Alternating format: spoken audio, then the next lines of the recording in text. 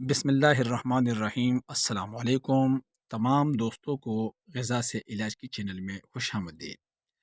اچھا دوستو، آج پولاد کے بارے میں بتائیں گے کہ پولاد کی کمی کی وجہ سے کون کون سی بیماریاں لاحق ہوتی ہے اور پولاد کن کن چیزوں میں بکثرت پائے جاتے ہیں۔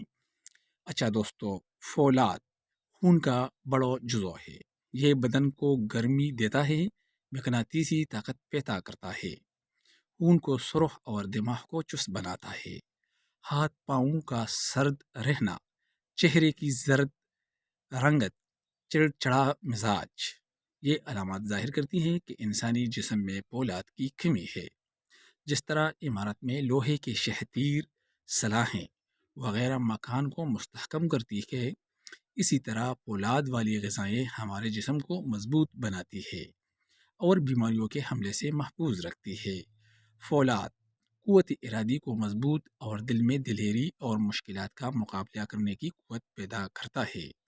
ان چیزوں میں فولاد کافی مقدار میں پایا جاتے ہیں، جو کہ مختلف دالیں ہیں: لال مولی، سہاگ، ہری سبزیاں، پالک، مٹر کی پلیاں، سیم، سویابین، گاجر، کدو، بند گوبھی، انڈے کی زردی، گوشت، کلیجی، اسٹرابری، خوبانی، کیلا، انجیر، بادام، کھجور اور اکثر موسمی پھلوں سے بھی جسم کو فولاد ملتا ہے۔